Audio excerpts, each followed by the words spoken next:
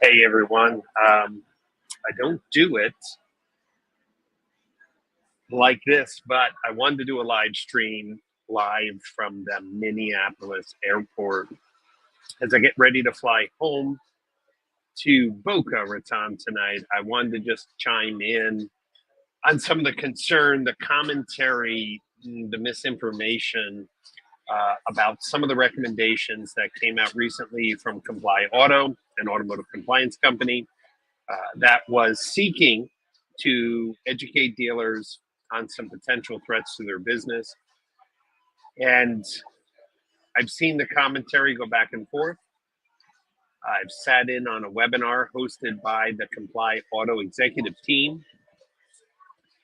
And so I'd like to just jump in. I was going to write an article about this topic, but there's a part of me that doesn't want to write an article that continues to stir the pot, that potentially gives ambulance chasers another reason to attack our beloved automotive dealer community. So if you're interested in a little insights from my side, would you just say hello from the live stream? If you're a dealer who is concerned about these frivolous but real lawsuits that are percolating out of California, but surely not limited to California, let me just share some advice. So ComplyAuto sent out an email that on, I think the date was March 15th or something around this date, that they were recommending to dealers, that they were asking for permission from dealers to activate a safe mode, which they believe was the prudent thing to protect dealers from frivolous lawsuits. But dealers had a choice whether or not they wanted to, lock down their websites in what the ComplyAuto team suggested. But there was different levels. It was like do nothing, do something, or go to a preferred safe mode. Well, let me just say that I think ComplyAuto did a poor job in that email communicating to dealers. I read it. What it did is created a lot of drama that was unnecessary. But more importantly, I think this conversation is worthy to review for any technology company that feels they're doing the right thing for the dealers, but don't have a peer group, a sounding board, a group of mentors that help them craft messages that are well received. What dealers and marketing professionals heard is on this specific date, this safe mode was going to be enacted because ComplyAuto felt that this was the right thing to do. Then that message was backed up a little bit by, hey, this is what we're recommending, but dealers just have to decide what to do. But then the fear mongering came in. But if you don't want to do it, you're opening yourself up to potential lawsuits. And as I started to ask questions, it was very clear that we have multiple parties that are trying to find balance. But let me talk about the facts. And I will write an article eventually, and it will probably be to the customers on my LinkedIn newsletter sharing data. But I run a group called the Automotive CXO Network. It's dealer groups with 10 or more stores. It's not a 20 group to compete with NCM or NADA. It's an innovation group talking about the things that can help transform dealership operations at the dealer group level. And one of our members, who's a ComplyAuto member, requested from ComplyAuto a report of what they thought the impact would be on their Google Analytics data if they went into the recommended safe mode. Now, the recommended safe mode effectively disables Google Analytics tracking, which means that Google Analytics events, which optimize Google ads, would be shut off for a certain percentage of their traffic. Now, ComplyAuto told this dealer, who's a client, that they thought maybe about 50% of their Google Analytics traffic would stop being visible in Google Analytics.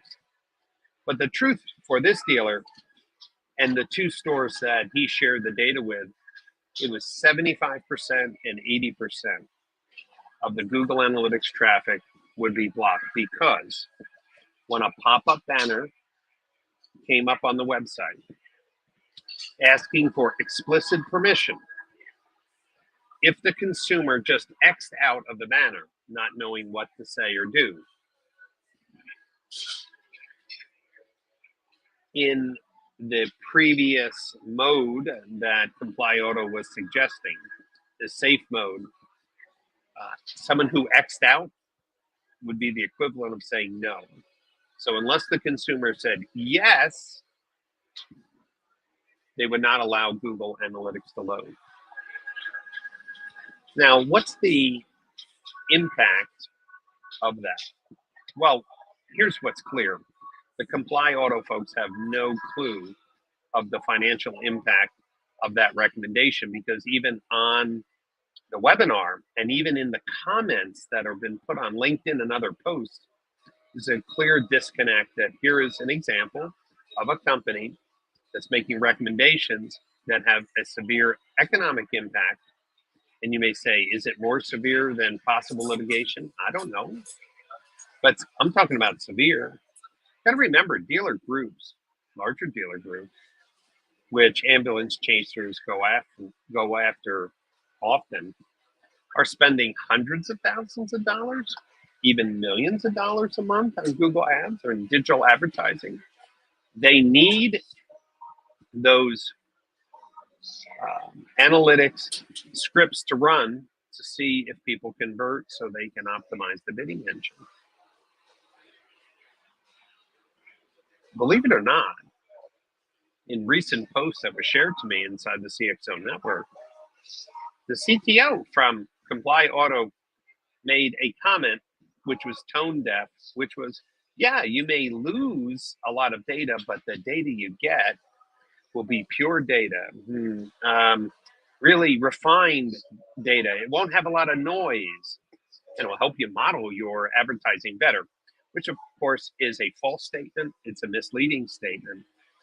Every click that comes from an ad campaign is an important click to track. If 75 or 80% of your Google Ads clicks were not tracked, if 75 to 80% of your Facebook clicks were not trackable because scripts were being blocked because a recommendation was made, well, that's a pretty severe suggestion.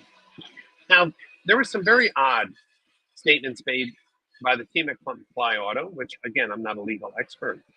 And I will just say that dealers have to have a risk management team in place to work with companies like ComplyAuto to balance risk. But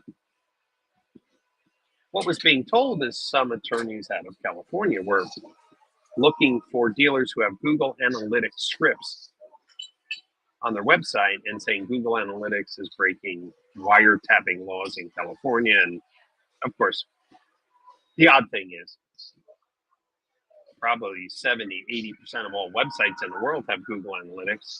But the comment was made is that, well, if you're using a first-party identity management product and that data seems to be or appears to be going into your domain, only your dealership domain, well, the attorneys would feel better about that. As if you collect the data and save that in your system, that's superior than if a third-party analytics tool collects the data.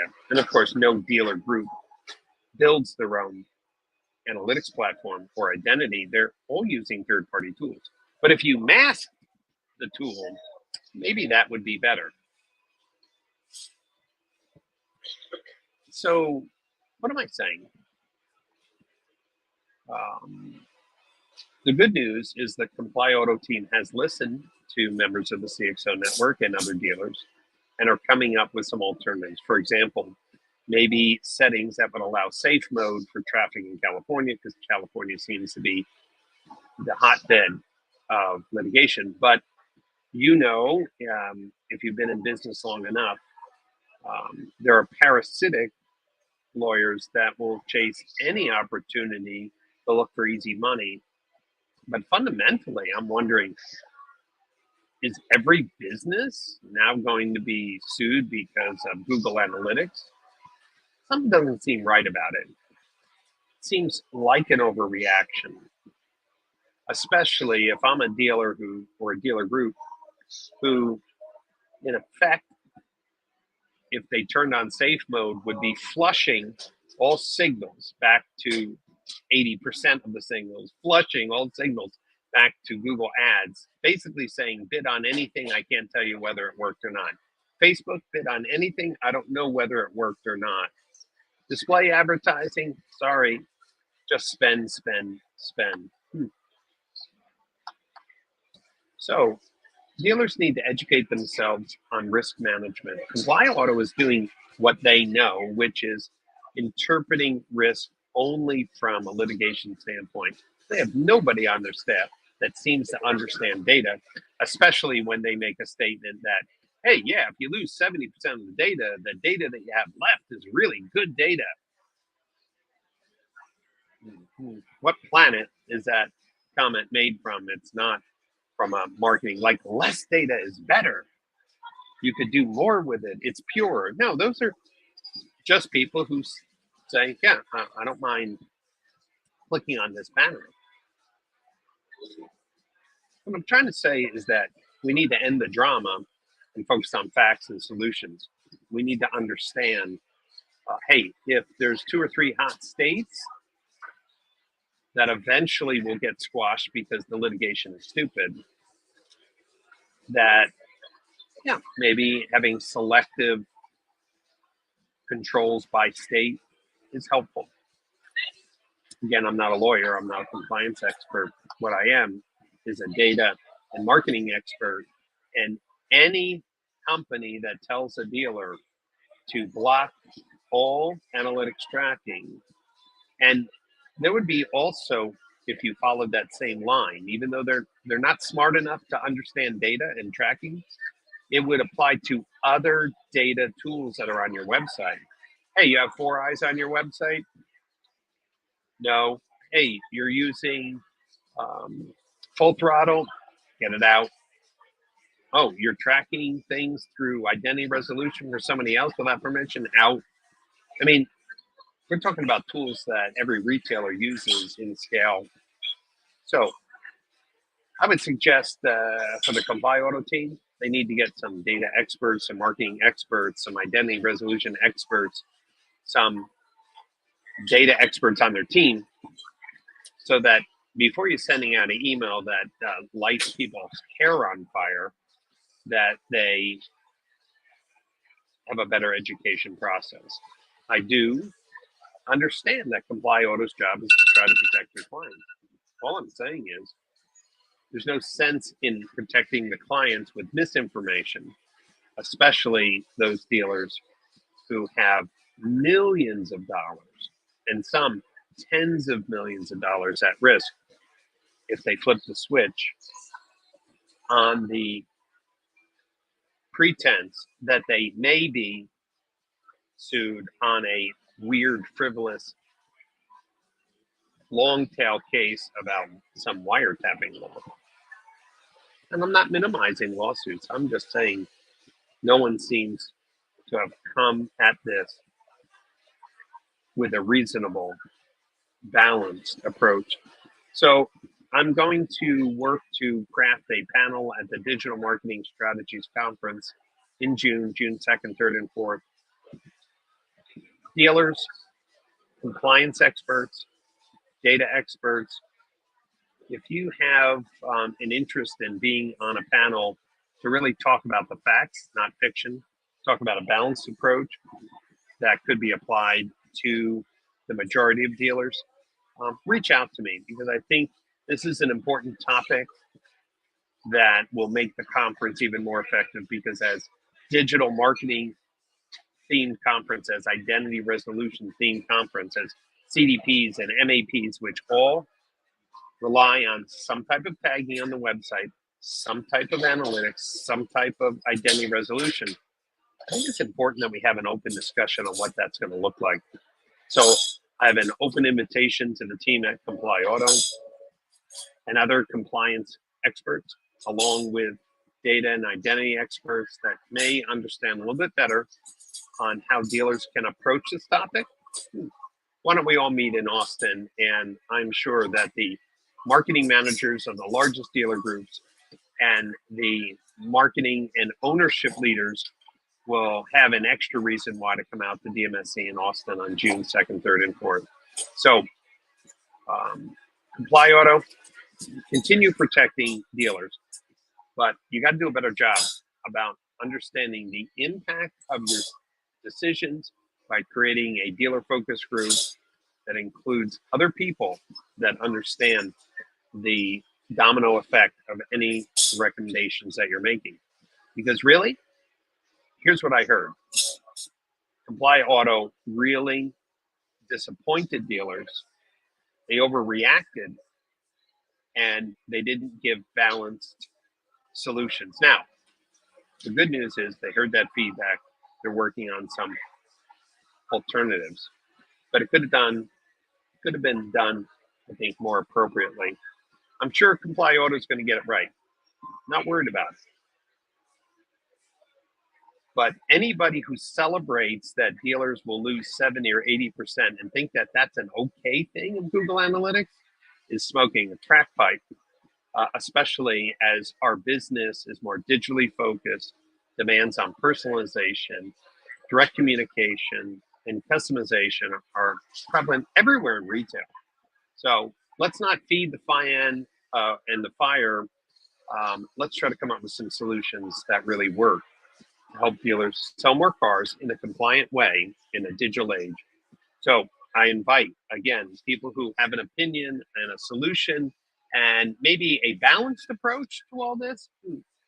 Let's come out to DMSC. I'll put the link to the website to get your tickets, but I'm going to commit to reserving a main stage discussion on compliance risk and the balance between data privacy and data activation with analytics, coming live from the Minnesota airport. It's time for me to get on my Delta flight and go home. So if you have an opinion, if you feel, was this a fair commentary? Was it balanced, or was it slightly? Give me some feedback in the comments, but most importantly, let's all get together in Austin and get this right so that companies like ComplyAuto can do a better job of protecting dealers, but from a position of wisdom and not reaction. Everyone have a great day.